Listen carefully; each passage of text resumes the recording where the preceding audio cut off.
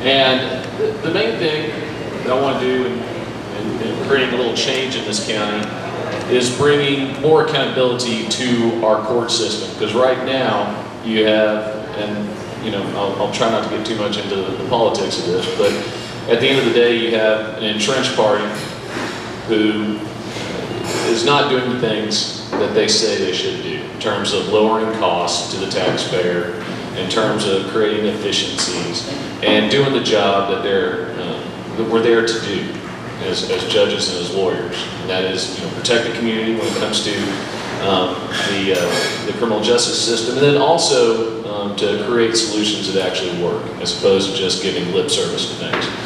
With all the drug addicts and the people who are non-violent criminals, but could be productive citizens if we just get them set up in the right direction.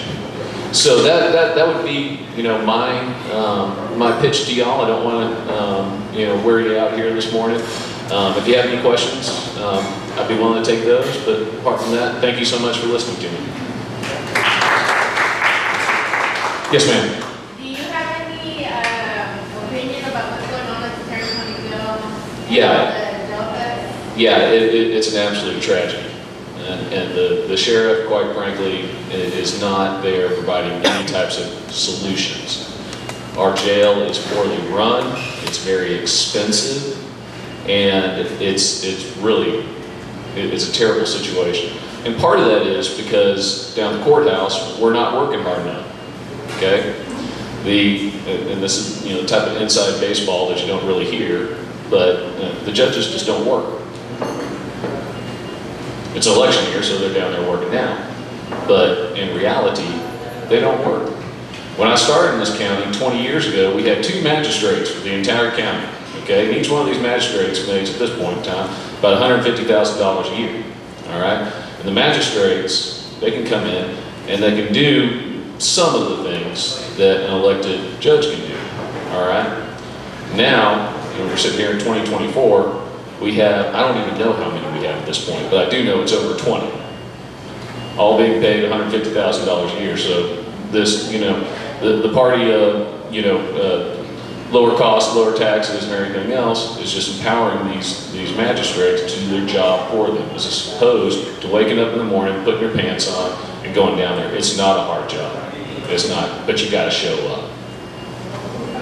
up. So part of that problem is we're filling up our jail with nonviolent criminals who are there too long, costing each of the taxpayer $85 a day.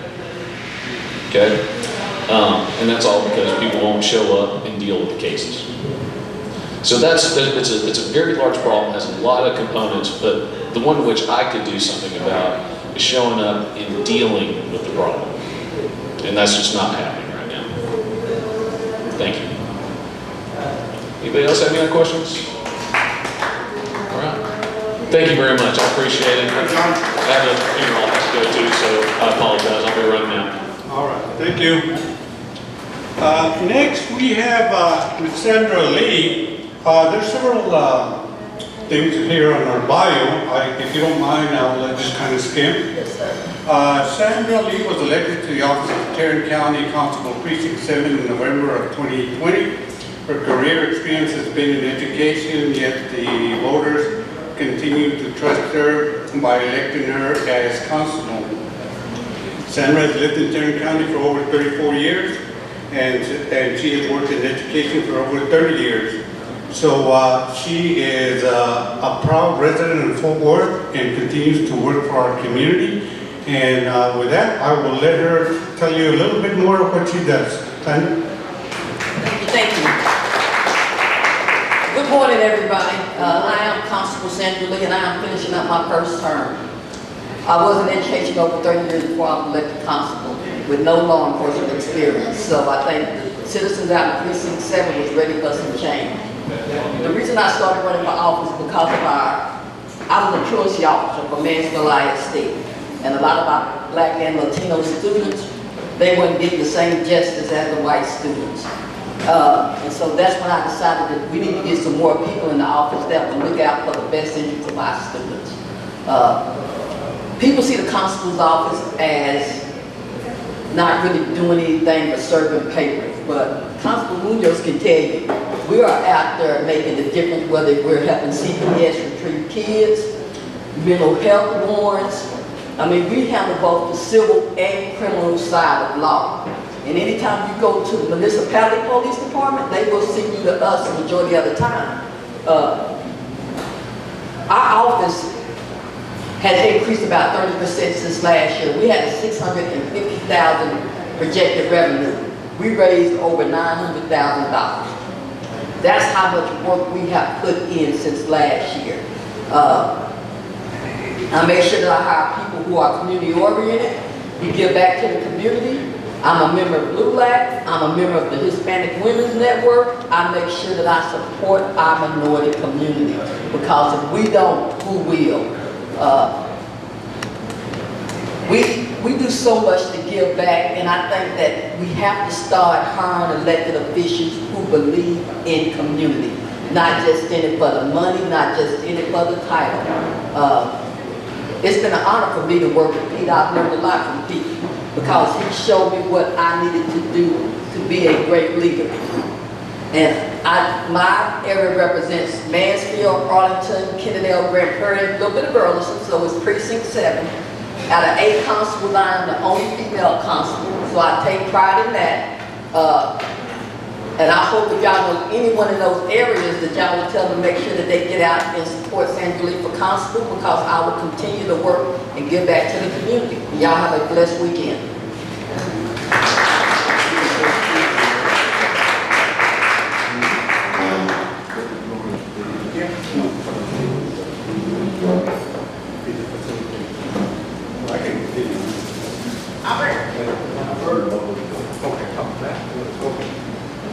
Thank you. Sorry, I had to talk to that gentleman for 1 second. Oh, she had a question, Joanna. We don't have another down here. Is it working or not working? No. Is it me? No, you're good. Okay. I just want to say thank you, because you truly are a community leader.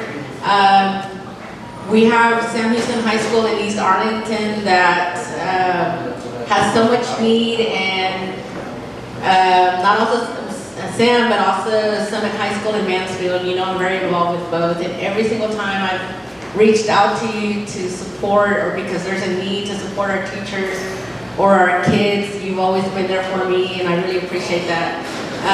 Because of you, we were able to get supplies for our teachers, because we know that that's a Title I high school and they don't get that much support. And because of you, your connection and your collaboration with us, with the PTA at Summit High School, we have a food bank that's coming to support the students and the families of that community. So I truly appreciate it, because every single time I've reached out to you, and you're probably one of the only ones that really replies to me, and really not only replies, but you actually do something. And so I really appreciate that, because you have been very supportive of the Sam Houston High School and the Summit High School community. So I appreciate you for that. Thank you.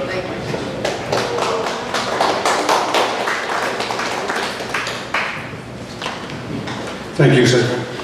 So next we have Constable Pete Munoz. I have a question already. This was the place that Sergio De Leon, did you take over for Sergio De Leon when he was constable? Ruben Garcia. Ruben Garcia was, okay. So Sergio was in another area when he was constable. Is that correct? No, the same area. Okay, same area, okay. So anyway, Pedro Pete Munoz was elected to the office of Tarrant County Constable in 2020 general election. He was able to prevail in the multi-candidate field where he unseated an incumbent. His candidacy focused on his stellar careers at law enforcement and his plans to engage the Precinct 5 Constable office in the community. One thing I know about Pete is that any community event, he's out there to volunteer to help in any events that may require some law enforcement presence. He's out there, so Pete, we appreciate that. And with that, I'll let you tell us the rest of the story.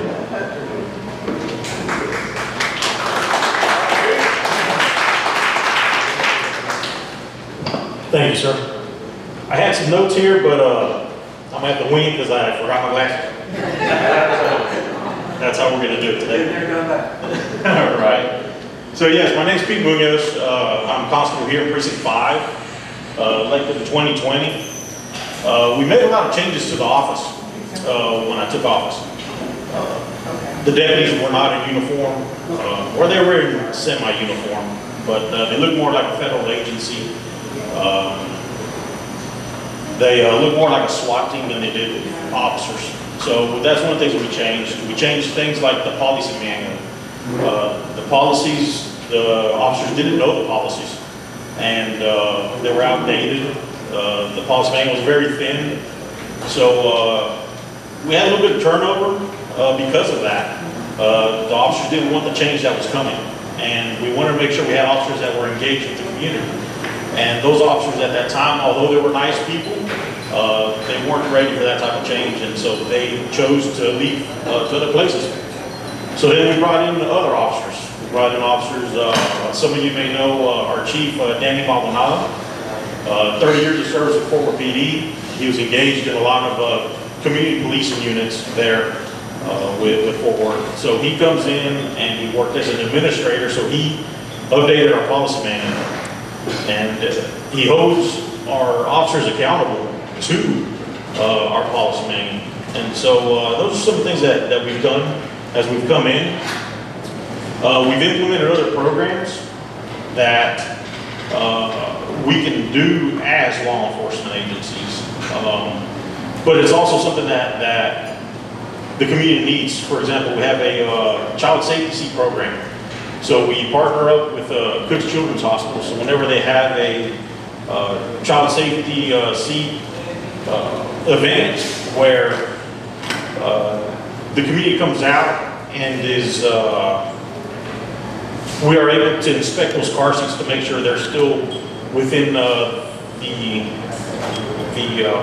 life expectancy of that car seat. We check those, we make sure they're installed properly. So those are some things that we do with that event. We do a prescription drug take-back event with the DEA twice a year. We've collected, the last event we collected over 200 pounds of prescription medication that was unwanted and unused. Then we logged that in for destruction. So people don't, oftentimes when I was working the street over 20 years, teenagers would grab a hold of that medication and abuse it. And so we're taking that stuff off the street. We've also implemented a program to educate citizens on how to respond to an active shooter event. It's unfortunate that we do have those type of events, but we want the public to know how to respond to that properly, to be thinking of exit strategies, so that way hopefully you can get out of a situation like that. So we host those. And one of the other things that we can do at our office is we have a state certified crime prevention specialist. So that person can come out and do a security audit of your home or your business, and show you some things that you can do to better secure your home. And so those are some things that we do. We do a lot of them. We do the civil process, like all the other offices. That keeps us busy. But we do try to go the extra mile and do some of these other functions. Does anybody have any questions for me?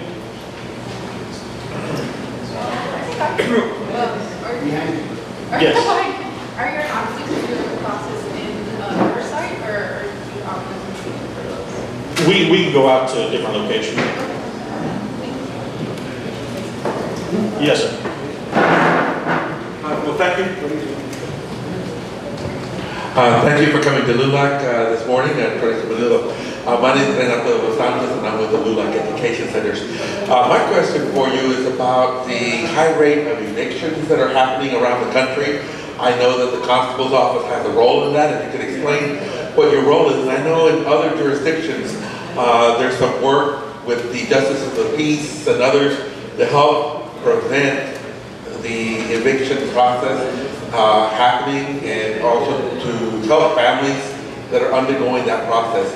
What, if anything, is your office doing or able to do to help the communities that are being especially hard hit are black and brown. So I was just wondering what, if anything, your office has been able to do with that. So that is a great question, and unfortunately, it's a great struggle for our office to be of assistance in those situations. Because a lot of times, so when in the eviction process, the property owner, the management, goes to the Justice of Peace Court, and they file a suit against the tenant. Well, when that landlord wins that suit, then the person has to vacate the premises. So a lot of times I know that if there's some kind of rental assistance, if that's the issue, then that's offered or they seek that solution. If it's something else, a violation in the contract, then that becomes a lot harder. But one of the things that happens is once it becomes a writ of possession and it comes to our office to make someone vacate, oftentimes we're not able to reach that tenant. They don't open the door for us. They know that we're law enforcement and they don't want to have any contact with us a lot of times. Yes. What some other jurisdictions are doing some preventive work in the community, educating community before they get to that process, so that your officers don't have to get involved with that kind of process as well. Is there any efforts like that in Tarrant County? Not that I know of. Do you know of any? I don't know of any because we don't see any of the residents until after the cases are filed, so we wouldn't know what was going on beforehand. So not at this time. That's something we can look into and see if we can implement some program like that. Yeah, I mean, our deputies go out. They're very active in the apartment complexes. They get to know people there. But oftentimes, like you said, once it gets to the eviction process, it's pretty late. I know Tarrant County has some different programs to try to get them placed in other apartments. But again, once it gets to the eviction process, then it's very difficult, and time is of the essence at that point. Yeah. What area does your district cover? So precinct 5 is primarily inside 820. So we cover Diamond Hill and Northside. We go into downtown along Henderson. We go 7th Street out to Arlington Heights and the Las Vegas Trail.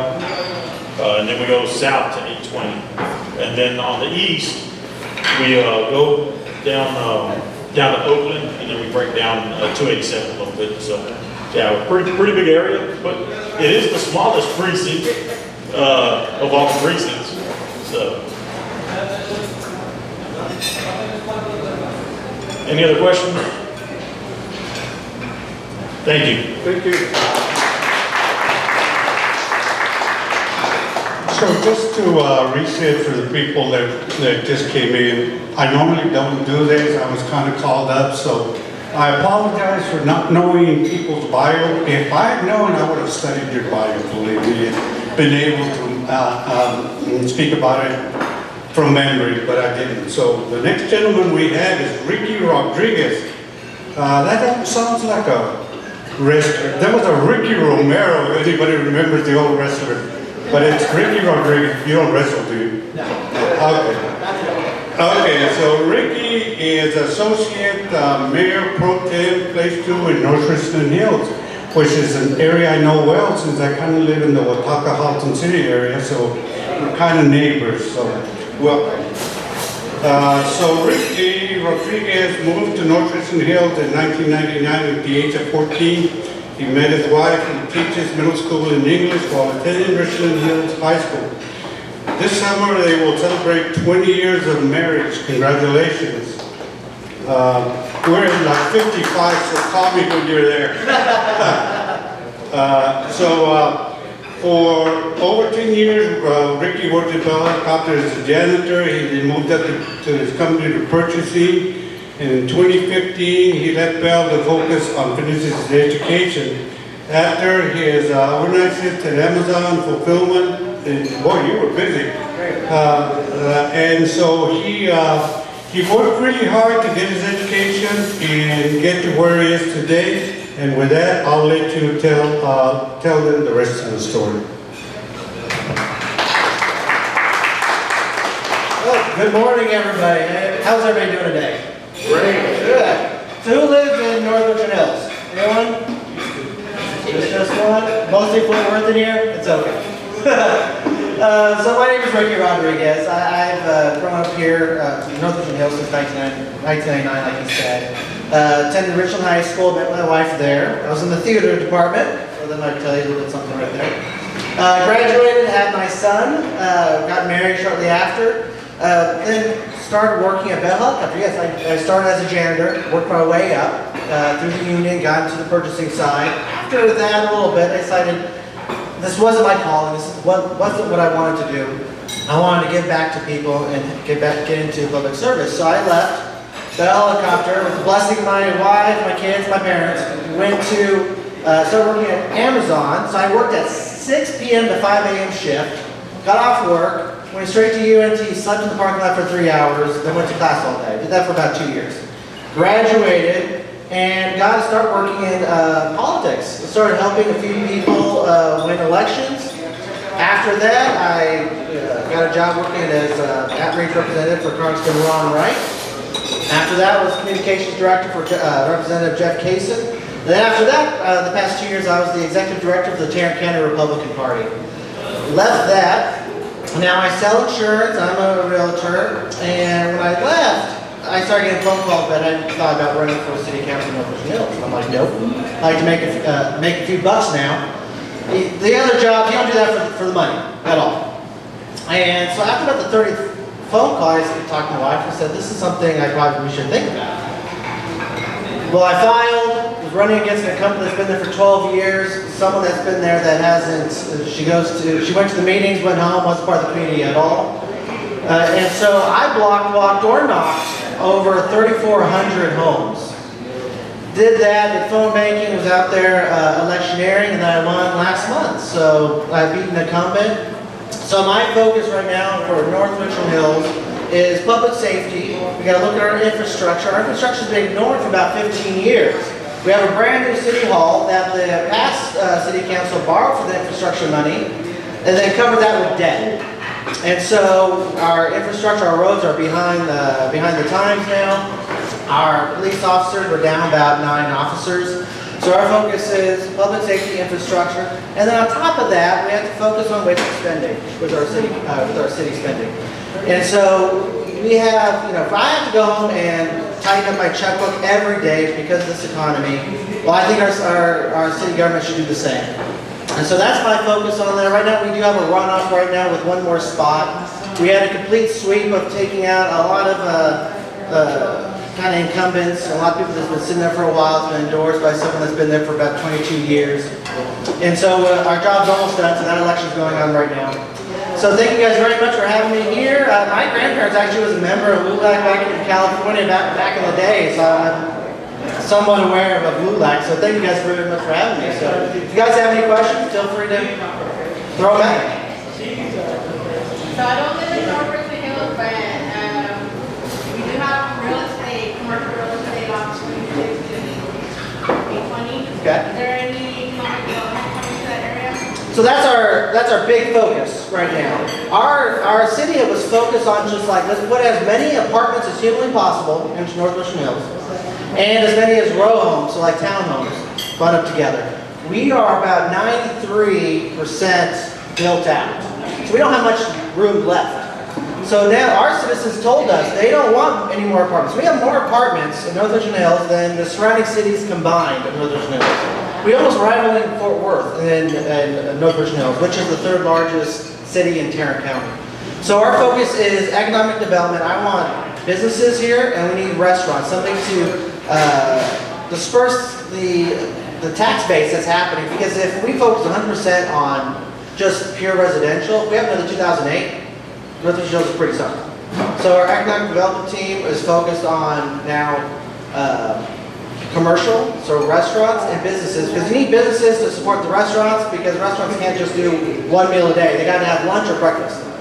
And with that, you need businesses. You need people working in the city. the people that live in North Richland Hills, people just, that's kind of, they consider that kind of a sleeping community. They go out and work in other places, Fort Worth, Arlington, Dallas. They're not there. So many businesses in North Richland Hills for that. So long story short, yes, we're going to be focusing on that. My other question is, do you believe in MWD participation? And so what strategy would you do to increase minority participation? So say that acronym out loud. What is that? Minority women-owned businesses? Well, yeah, that's what we focus on right now. So in my opinion, anybody that has the best idea is going to win. Now, right now we approved a women-owned business a week and a half ago, the last city council meeting.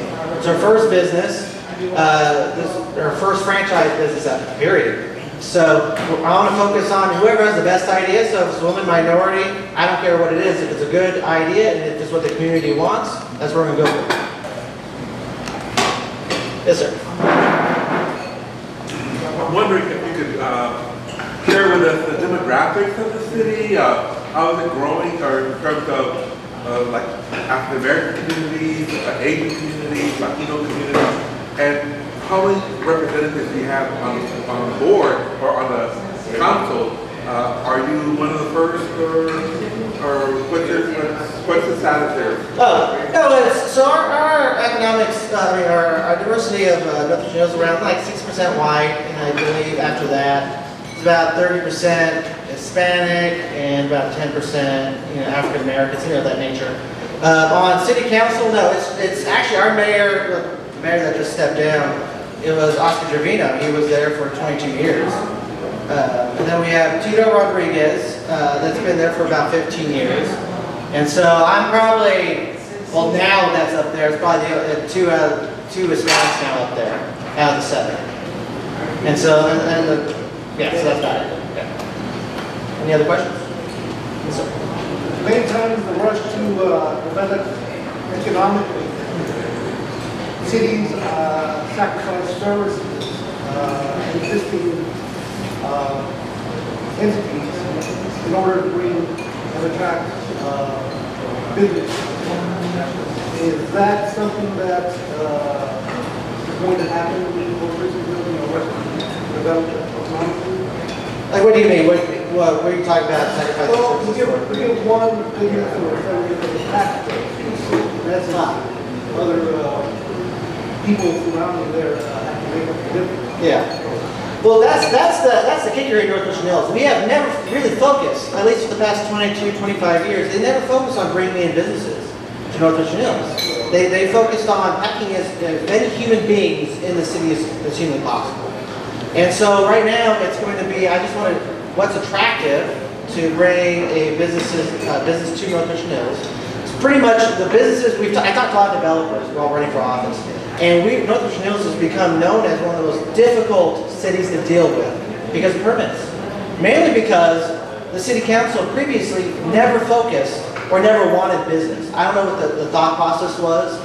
If you wanted an apartment, if you had a 20-row lot ready to go, man, they approved you in a heartbeat. There wasn't even a thought process. But if there's someone wanted to bring a business like a restaurant or a business that would require like office workers, they would take their time. They would take forever for the permit process. Sometimes we get 5 weeks, 6 months, and then at that point, what is a business owner going to do? You take too much time. I got to go somewhere else now. It takes time when you're sitting in the permit process. So, long story short, with that, we never had to deal with this too much. And so my thought process is, I just want to attract businesses, say, hey, we're open for business in North Richland Hills. We're going to lessen the restrictions on permits so we get something going. But it also has to be a business that the citizens want. So we can't just have some random whatever, just we're going to say yes and go for it. It's got to be that makes sense for North Richland Hills, bring jobs to North Richland Hills, and spur the economic development with it. So it just depends on, I don't want to make it difficult for businesses to get going in North Richland Hills. I want them to know we're open for business. I want them to start looking at North Richland Hills again. Hi, my name is Andrea. And just to echo his sentiment, it's fairly new, so you don't have all the answers. I guess it's just more of a kind of heads up. These legacy businesses have been there, so new doesn't necessarily mean they need to go away, but are they afforded the same opportunities as the others are taken into consideration? And while you're developing this, just maybe taking into account a committee or something that will hold accountability and transparency to provide resources for everybody equally in the state and sector. No, that's a good idea. And so just make sure that, there's been a handful of businesses who've been there for quite some time. We want them to stay there, we want them to thrive there. I also want to use them to attract newer businesses as well, because if you have one restaurant here and we got some new businesses attracting there, well, that business has been there for many years, well, let's benefit off that. And so everybody, North Chorizo does need to work as a team, work together. And like I said, the business community needs to come together as well and all help out to attract and make sure everybody's doing their the best to spur the market to make sure North Chorizo is the best place to go for business. I've had some more questions about what exactly are your boundaries? So boundaries, so the second we get to, we're in the northeast quadrant of Tarrant County. So the northeast, so if you go, northeast of Fort Worth, you'll hit North Chorizo, we're the third largest in Tarrant County. Above that is Watauga, then Halton. Below, That's why I thought you have so many versus Bedford. Yeah, we was kind of considered a suburb of Fort Worth, of course. And right below North Chorizo, we have Hearst. And on the other side of North Chorizo, the east side, we have Colleyville, then we go into South Lake and Kettleton.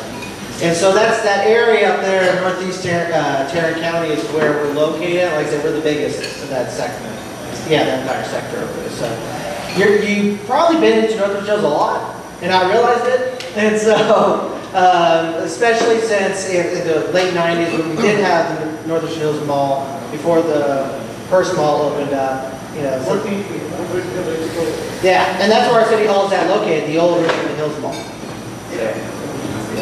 Any other questions? Thank you guys very much for having me. I appreciate it.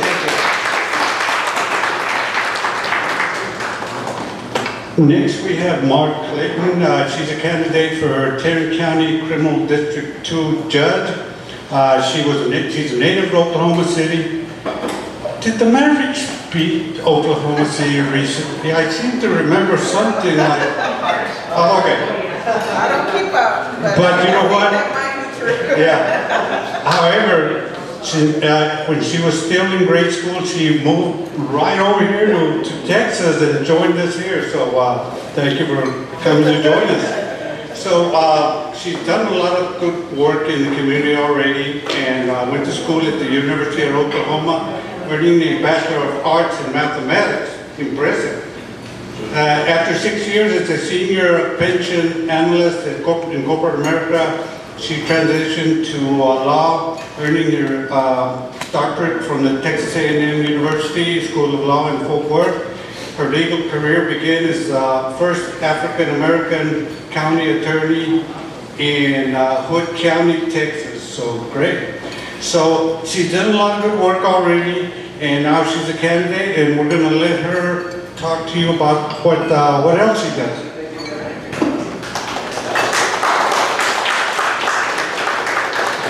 Good morning, everybody. Thank you for having me here today. Great introduction. You took about half of my speech. And yes, I am originally from Oklahoma, but got to Texas as soon as I could for my mom. And I grew up over in Arlington, so I've been in Tarrant County for a lot of years. Graduated from San Houston High School, went back to Oklahoma for undergrad, where I did get my math degree, and then I worked doing retirement administration, pension benefits for about 6 years, and then I went back to school, to law school.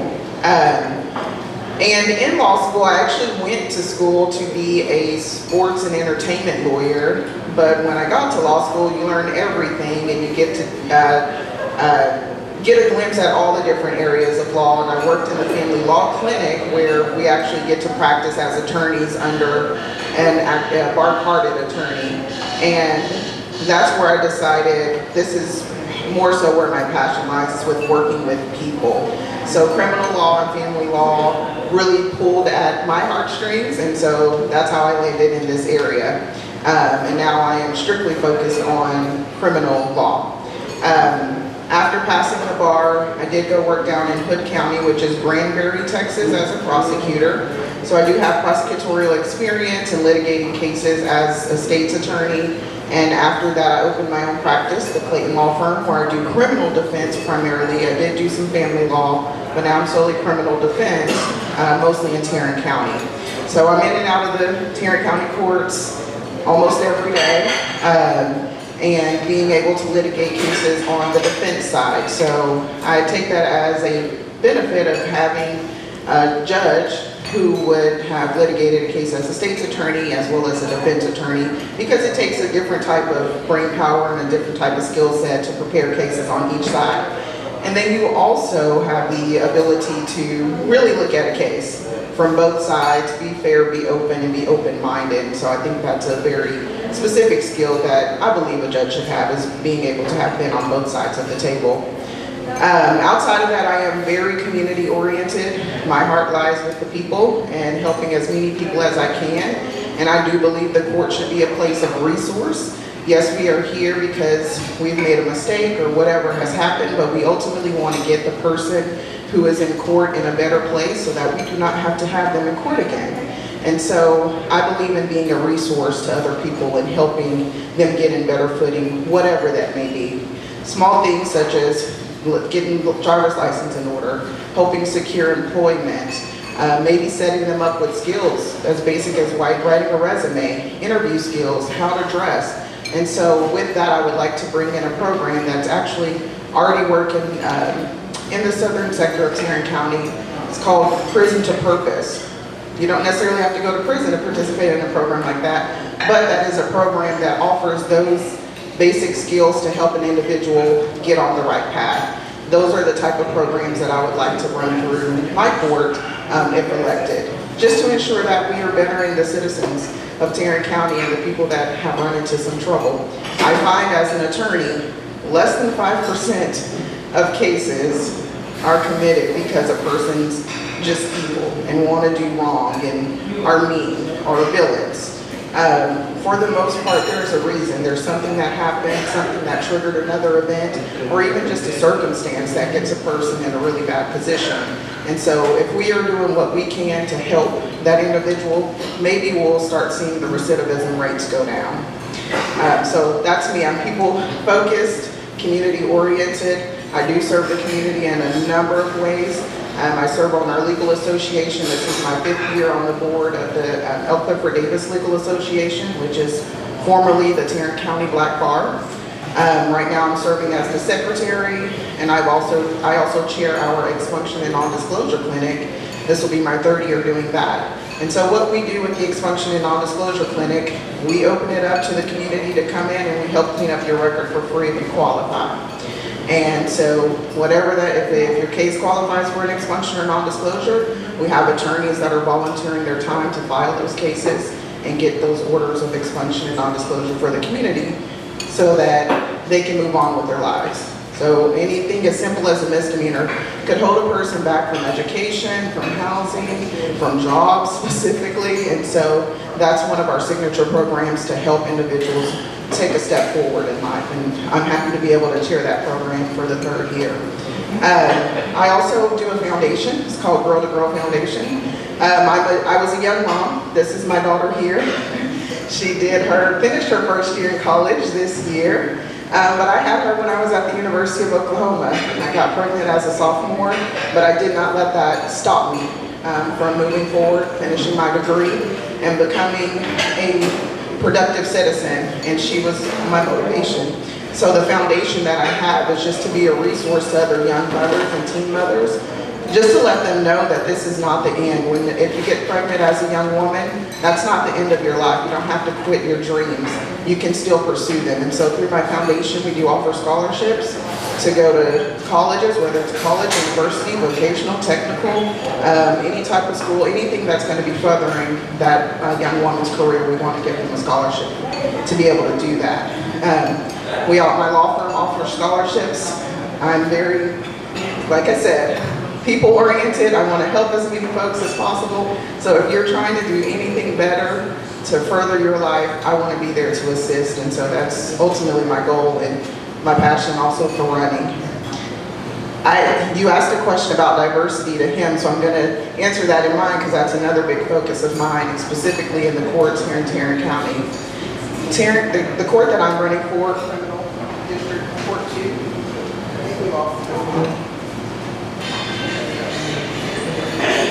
let's see if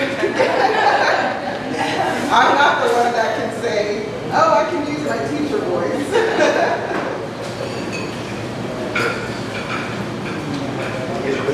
All right, can y'all hear me in the back? Okay. I can do this. Tarrant County, the court I'm running for, Criminal District Court number 2, that is a county-wide seat. So this court would preside over any case that could occur within Tarrant County. The court's dynamics or demographics in terms of minorities is very low. There are 52 courts that preside over the county in different realms. There's criminal courts, family courts, civil courts, and probate courts. Out of those 52 courts, we have 3 African Americans that presides as the judge out of 52 courts over this entire county. In criminal court specifically, we have 1 African American, 1 Latino man, and I believe 1 Latino woman. All right, and that's out of 21 courts in one building. And if you know the demographics of this particular county, we're teetering on between the 12th and 13th largest urban county in the country. But the demographics of our court system does not reflect what the demographics of this county look like. So that was another impetus for me to stick my head out here and go for judge, because I do think it's important that we do have representation in all areas of government and leadership within our county. And so that's me in a nutshell. That's why I'm doing what I'm doing, and I would love to have you all support this election season. I'll be on in November. All the way at the bottom of the ballot is where they stick the really important people. So we say start from the bottom and work your way up, but I would love to have your support and happy to answer any questions. My question is very basic.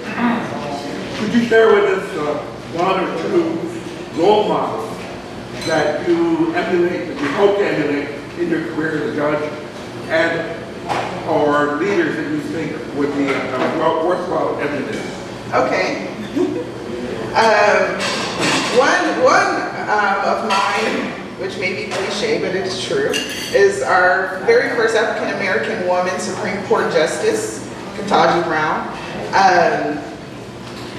Watching her display such grace and confidence in who she is, she's a very fair person, which had been displayed throughout her history. She's a very educated and smart woman. It's just somebody that you can look up to. And then her making it to where she has is even though I'm an adult woman, that's things that we can aspire. Now I can see someone doing a role that I can possibly do. If she's there, I could possibly be there too. Which is important for specific Black and brown people to make sure that we are actually visualizing who we could be. We can attain this level too. That's one. And then my other one, I would have to say my granny, honestly. And it's more of her spirit, the person that she is, which is very kind and tender, loving.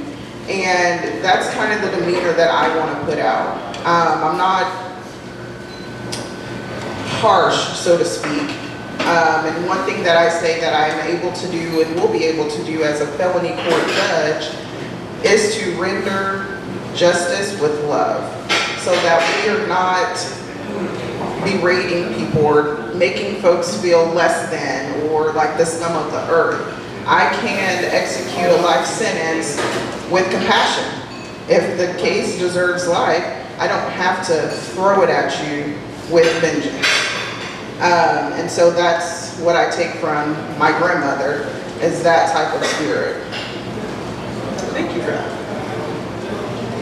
Yes, I guess in, what you were just saying in regards to sentencing with inaction, do you feel that the lack of diversity in the criminal justice system lends towards apathy and cruelty to the people who are in front of it, considering that a lot of the defendants are exactly I personally do. If you can't relate, it's hard to empathize. If I have my child, my niece, my nephew, my cousin, my auntie, my uncle standing before me, I already have a little compassion because I know this person. But if I have someone that I didn't grow up with, I don't know anything about them, their culture, their life history, or anything like that, you're out of touch. So it's easy to kind of be cold. But that's why I believe representation is important. You want to have a little bit of everybody at the table so that that extra touch can go a long way. But yeah, it's easy to be harder on someone that you have no ties to. You know, what is it gonna bother me? I don't have no ties, I don't have any feelings, no relation to. But if I'm looking at someone that I can relate to, I'm empathizing already because I know where you came from, I know how you grew up, I know, you know, your family life and things like that. So I do agree with that statement. She had one number. Sam Houston, what I'm going to Texans. Yeah. So, can you, recently in the headlines, Tim O'Hare has been in the news because he's trying to, I guess, Take over the criminal courts. Do you Yes. have any opinion on that? And do you have an opinion about what's going on in Tarrant County Jail? And then thank you for everything you do for the community, Teenage Mom too, and I know that and rough. But thank you for everything you do for them. Absolutely. So the criminal court takeover, I do have an opinion on that, and I did speak at Commissioner's Court about it. In my opinion, it's more what was more of a political strategy to affect a personal agenda, and not necessarily to really bring about change that would help or be beneficial. There are other areas of the county that could use some sort of guidance and oversight, specifically the Tarrant County Jail under the Sheriff's Department, under the Sheriff's leadership. And I will go ahead and segue into that, my opinion, because if you don't know, if y'all haven't heard the news or been keeping up, what was it, last week, we just had our 66th jail death since 2017, and these numbers are astronomical. That would be the 6th death this year, 3rd within 1 month. And I just... And the most recent one was just ruled a homicide. That was the second most recent one, was just ruled a homicide. The second one that was in April was just ruled as a homicide by asphyxiation. Excuse me if I didn't pronounce that right. There's something going on in the jail, and there has to be some type of breakdown in the leadership and the training specifically. The jail is, according to the jail leadership, understaffed. These jailers and sheriff's deputies are working 50, 60-hour weeks. But a lot of money is being spent on other things where we should be taking hold of either making our jails and our sheriff's department deputies fully staffed, instead of doing things like buying tanks for $345,000. I believe the Commissioner's Court gave the Sheriff's Department $37,000 for marketing to hire people, and they managed to hire 3 sheriff's deputies with $37,000. We've also, as a county, spent $41 million to send inmates to Garza County, which is 3.5 hours away, because our jails, 4 jail facilities, are crowded or full, and we don't have enough staff to oversee them. there's some sort of breakdown happening there. And then talking about the overcrowding in jails, that could directly be affected by the courts not working efficiently enough to bring cases to finality, so that inmates can move out of the jail onto whatever, if they're going to prison, if they're going on probation, or whatever the next step may be. But so that we're moving these cases efficiently enough to ensure that our jail population is not continuously overcrowding, so that we're not having to send folks to Garza County and pay money for them to go there, or that we don't need an overload of sheriff's deputies to oversee the population in the jail if it's not so crowded. So it's a big tangled web, and there is some leadership fails and breakdowns, and that is an area that we definitely have to pay very close attention to, especially when we're talking about human lives. You know, folks are going to jails for misdemeanors and not making it out. Those misdemeanors is not an execution or a life sentence. You know, you should be able to go to jail and come home if that's what you're supposed to do. So we really have to pay close attention to that and bring about the change that's necessary in that area. And that, in my opinion, that's where Mr. O'Hare should be focusing on some leadership overhaul. Any other questions? Yeah, no? Good, okay. Thank you all so much. Thank you. And we know she can speak up because she was silenced for a minute and she's kept on going, so thank you. The last speaker we have today is Vanessa Garcia. She's the Center Director for Suvida Healthcare Clinic. Did I say that right? Vanessa is a product of immigrant parents from Central America.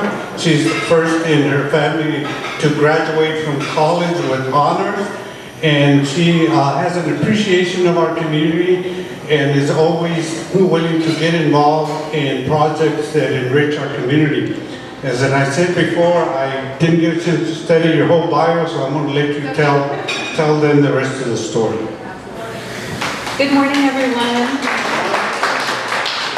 My name is Vanessa Garcia, and I am the Neighborhood Center Director for Suvida Healthcare in Fort Worth. We actually just opened a neighborhood center just down the street here in Northside on 28th and Ellis. And I want to tell you a little bit about what we do. Suvida Healthcare serves the Medicare eligible population providing healthcare services, and usually the Medicare eligible population is 65 and up, so the older adult community. Although that is the majority, we're open to anyone that is Medicare eligible.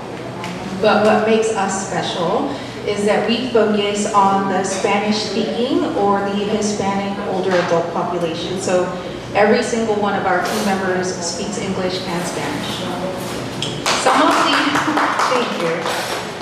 Some of the barriers or some of the very basic hardships that I noticed that the Fort Worth community, or more specifically the Northside area, is facing with Hispanic seniors are maybe just not understanding what Medicare covers, what benefits the Medicare older adult has in seeking care.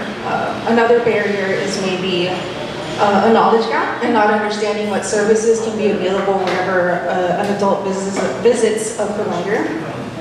And then there's the very basic needs of maybe transportation or housing and security, or just instability and not being able to afford food. So Suvida Healthcare focuses on these very basic needs by providing a one-stop shop for not just primary care, doctor services, but also mental health, nutrition services. We have an on-site pharmacist. We have physical therapy on site for a population that usually has a really hard time accessing care. So at Suvida Healthcare, we understand that we need to be culturally relevant for the Spanish-speaking community. I think that in our demographic or for our families, there's a lot of sana, colita de rana, when something's wrong, you don't really go and you see the doctor, you kind of say like, it's gonna be okay. You know, I don't know what the doctor can do for me. Curanderos, maybe a little Vicks, or maybe some medications that a family member might have brought from Mexico, and those things are perfectly normal in our families, and they should be considered whenever we visit the doctor's office. Something that we also offer is partnering every single one of our patients with a guia. And a guia is a healthcare guide, somebody that will be able to walk you through any barriers to care. So not just understanding what the doctor's orders might be, but coordinating through resources that are already available in Northside. We have resources for patients or for people that can't access food. We offer transportation. We understand that taking care of a senior or taking care of a Medicare eligible adult involves, it's really a village. So we want to be an information hub for our community to understand that there are already resources in Fort Worth and Northside that need to be pushed out and that our community needs to just understand. So the reason I'm here today is that I want to invite you to our next open house. Fernanda walked around and passed out some of our flyers. We would love to show you our center, give you a tour, and kind of, just let you meet our team. We have an open house coming up June 27th at 10:30 a.m. It's a couple hours where there's food, music, and everyone's welcome, not just the Medicare eligible adult. But we understand that a lot of a big issue, especially after COVID, for Hispanic seniors is loneliness. And so we welcome the community to explore just our regular activities. We have over 10 activities every month where seniors or caregivers, really anyone, can attend something like a fitness class, coffee with a doctor, networking events, and these open houses. So I hope to see you at our next open house. One thing that we're really proud of is being very involved with the community. I'm very happy to be serving as the center director at Northside and Fort Worth in my hometown. And if there's anything that you think we should consider supporting, any activity or any other organization that we should connect with, Fernanda is our community events manager.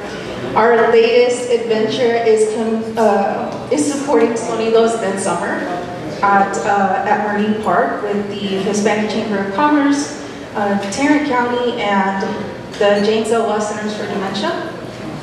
If you're in town for the 4th of July weekend, there's a summer concert series in Northside where we will be supporting, so you can stop by, say hi, play loteria, bring a senior, bring an adult, or just come and say hi and spend some time with people that could really use your social support. Thank you. Questions? Just to be clear, you're Yes. private entity, right? You're private corporation? We are. So we are not, we're not a nonprofit. I know that there are a lot of nonprofits already in Northside or Fort Worth. What we do is we partner with those organizations to make sure that we're serving, doing justice to the Hispanic senior community. How many doctors and nurses do you have? We have a doctor now. We are adding 2 more in the next month. Right now, if you know anyone in the area that is a young professional or a very experienced healthcare professional, you're very welcome to introduce them to me. We're growing rather quickly, and it's really exciting that we have really great job opportunities in Northside, in Fort Worth, next to the stockyard. So we're a team of about 10 people right now. We're growing up to 30 in the next month or so.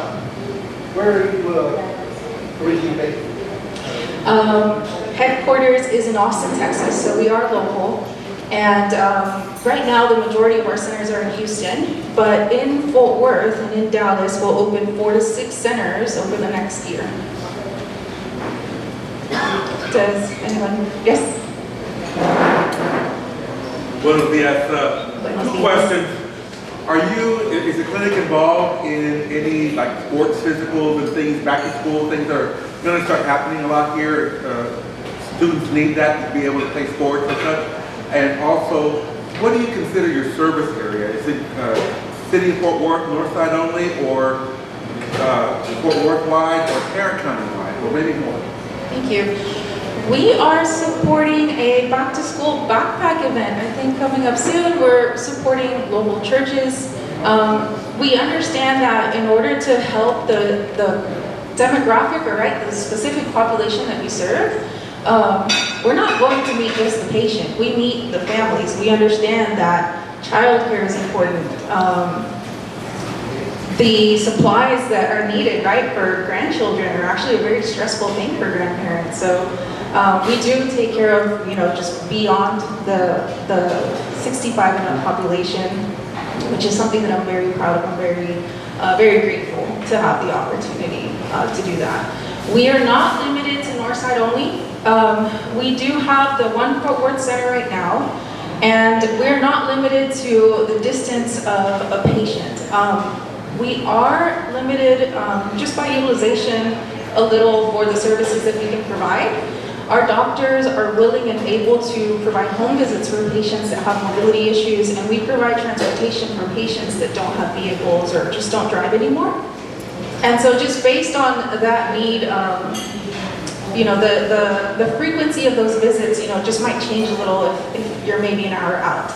But I think that over the next year, expanding to the 4 to 6 centers, and access to care will significantly improve for the population of Fort Worth. Just one other thing.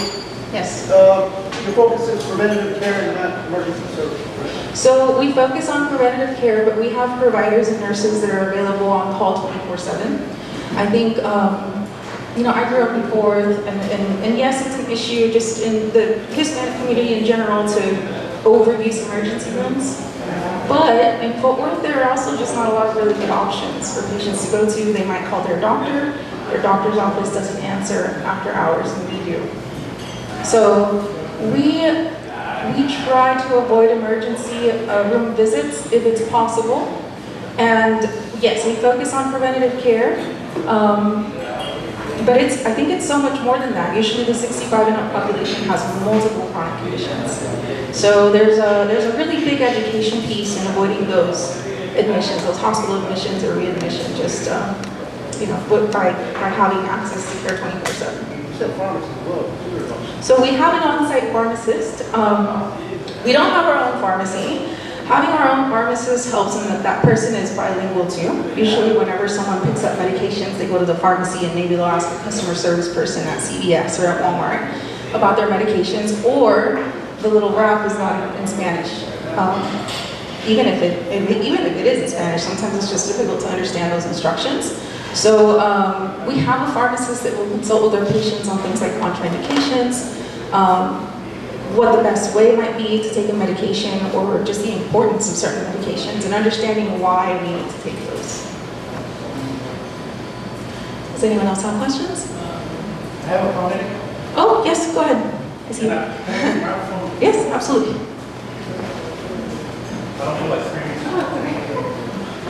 Yes, my name is Enrique Nunez, and I grew up here in Northside, Fort Worth.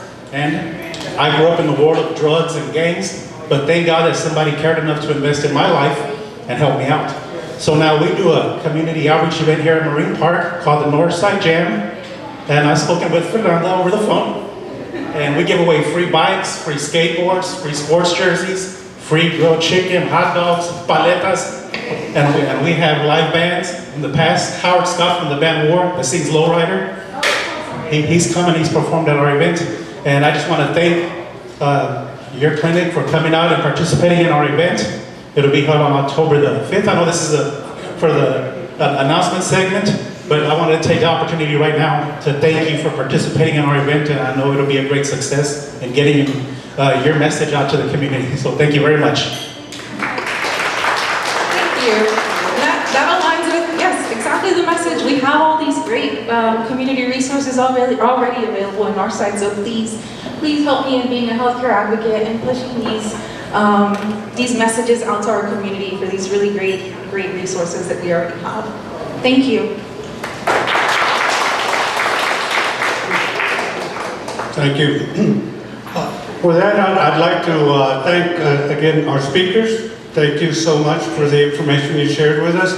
I certainly want to recognize all our LULAC people that are here. I appreciate the work that you guys do in our community.